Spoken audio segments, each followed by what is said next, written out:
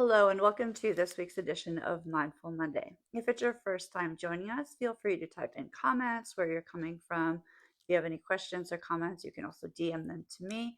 If there's a topic you'd like to hear covered in the near future, you can also put it in comments or DM me. If it's your first time watching and you type the word mindful into comments after the broadcast, of course, I'll go back and put a link that if you follow it, you'll get our weekly PDF cheat sheets, which are simply bullet points of what we cover each week, as well as a recording I did, a hypnotic recording on releasing limiting beliefs.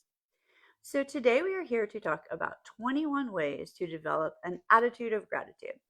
And I love this. This is based on a blog by Rae Aflatoon, and it's just amazing. So basically, having an attitude of gratitude means consciously adopting a mindset that focuses on being thankful and appreciative of all the positive aspects in life, regardless of what else is going on. And research has shown that this actually changes the brain. It changes chemistry in your brain and it improves mental health as well as well being. It tends to make people happier overall. So, number one, start your day by asking yourself, what am I grateful for? Your mind likes to search for things and it likes to search for what you put into it. You can do this verbally, you can do it mentally, you can write it down, you can text it to a friend, but you want to do it first thing upon awakening because that's what you're going to start your day off with. Number two is to keep a daily gratitude journal. You can consider doing this right before bed or in the morning as well. If you do it before bed, it's going to put those positive thoughts into your mind, into your subconscious mind, so that while you sleep, your subconscious mind kind of continues to work on that because your conscious mind sleeps, but your subconscious mind does not. And then anytime, if you have a gratitude journal, anytime you're kind of having a little bit of a rough day, you can pull out your gratitude journal and read through all the things you are grateful for. So I love that too. Number three is we talked about how important words are to the subconscious mind before. So start saying I get to instead of I have to. So the subconscious mind is always listening, and it's much more empowering to say I get to. So think about saying I get to go grocery shopping today instead of I have to go to the grocery store. It changes the way your mind thinks. Number four is to make an effort to be completely present. The past is gone forever and the future is not here yet. And this doesn't mean you can't have goals or plan or anything like that, but being fully present is an act of gratitude to yourself and to others. Number five, text or call a friend for no reason other than to share gratitude with them or to tell them how much you care about them. What's that old? I'm going to date myself here. My birthday was yesterday. I just called to say I love you kind of thing. So it can just be fun. You're not calling them because you need something. You're calling just to share that, you value their friendship kind of thing. Number six is do something nice for somebody. So, not that the one above isn't nice, but this doesn't have to be a big thing either. It can just be something that's kind of thoughtful or a random act of kindness. And this also benefits you, the giver, because it releases oxytocin, which is that feel good, like the hug hormone. So, it makes you feel good too. Number seven is start overusing the words thank you if there is such a thing. Everyone loves to be thanked, so you can't really say it too often. And it can be hurtful if you miss saying thank you for something to someone too. Eight is host a gratitude celebration or dinner. So this can be any time of year, but some folks nowadays they don't like to call Thanksgiving because of the hurt that was done to indigenous cultures. So you can host a gratitude dinner for the holiday, or you can just do this any kind of time. Number nine is pause for a moment of gratitude before eating. And this only takes a minute or less, even. But what it can do, it's a great way to remember to practice gratitude.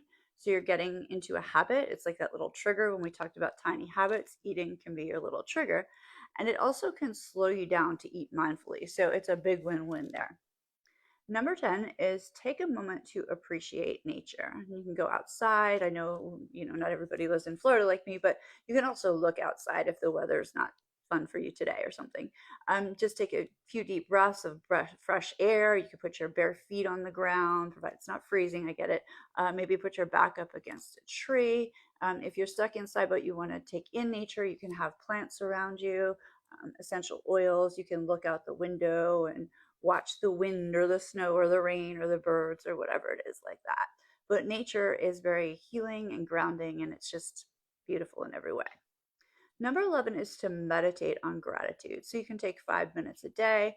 to kind of ponder what gratitude means to you. You could watch a YouTube video that is about gratitude, a TED talk on gratitude, write a poem, draw, paint, just spend that extra little bit of time, however you want to meditate or art therapy it with gratitude.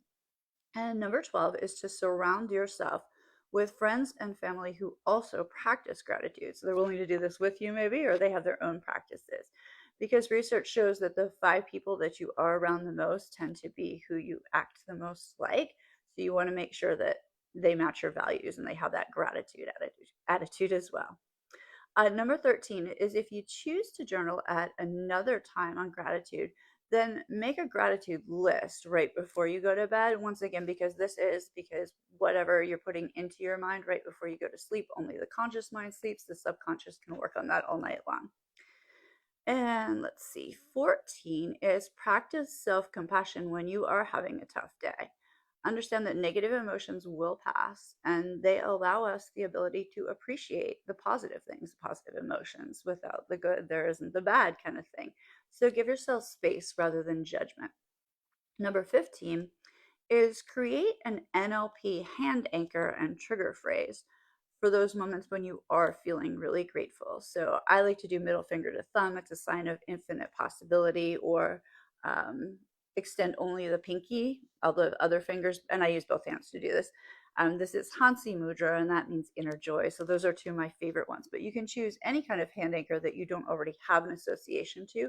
When you're in the peak of feeling really good about something, and we're talking about gratitude here, then you want to fire your hand anchor, name the feeling. You can name it with a word or phrase, kind of anything. Sometimes I've named things with songs because I'm a former dancer and a yogi. Then, with the hand anchor fired, you take a deep breath in, exhale, and think or say your word or phrase. And you'll do that 3 times. So, after you've done this 21, 28 days in a row, that kind of creates that habit kind of thing. And then you can just fire your hand anchor, say your breathe, exhale, say your phrase, and you get all those amazing feelings coming back to you. Just like the Pavlov's dogs ringing the bell, we have that same ability. Let's see. 16 is to, and this is a fun one, keep a gratitude jar. So you can make it like a little arts and crafts kind of thing. Doesn't have to be anything fancy though. And it's just kind of a special container, basically, that you deposit little slips of paper that contain your grateful moments for the day or the week or the month or whatever. You can do it with clients too if you like. And then 17 is a spin on that. It's called Play a Game of Silver Linings. So, similar to the gratitude jar, you can write down one silver lining each day, put them in a journal or jar or whatever. And then at the end of the week, read them all back and see if you can even remember the negative things that were happening that you had these silver linings for. That's kind of neat. 18 is consider taking a break or limiting social media because comparison can really cause mental distress and other issues. You want to spend more time creating than consuming. Maybe get out in nature instead of scrolling on the phone there. 19 is feel the benefits of gratitude in your physical health. Very similar to that wording I have to or I get to. You can speak excitedly about your physical fitness routine in your own mind or out loud. So instead of saying, I have to go to a yoga class, you can say, or you can think, well, how lucky am I that I get to go to this yoga class and that I can do these things with my body? And oh my goodness, how grateful I am that I go because I feel so good afterwards, kind of thing. 20 is go for a gratitude walk. This means kind of leave your phone at home and just walk around a park, your neighborhood, whatever it is, and notice all the beauty that there is. You can notice gorgeous properties as well if you're a city dweller, and things um, that you do want to manifest more of, because what we are jealous of, we kind of repel. So you want to be admiring the things that you do want to attract into your life, kind of thing. And finally, but not least, is write and send handwritten thank yous or even gratitude letters. Getting mail is fun and meaningful when it's handwritten. I love sending personal thank you cards to everybody. And I don't know if anybody else, I'm like dating myself again, but remember how fun it was to have a pen pal? So it can just be nice to just get like a nice little letter for no reason that just says, thank you for being my friend. Anyway, this has been Mindful Monday. I hope it's been useful to you, and we will see you soon. Bye.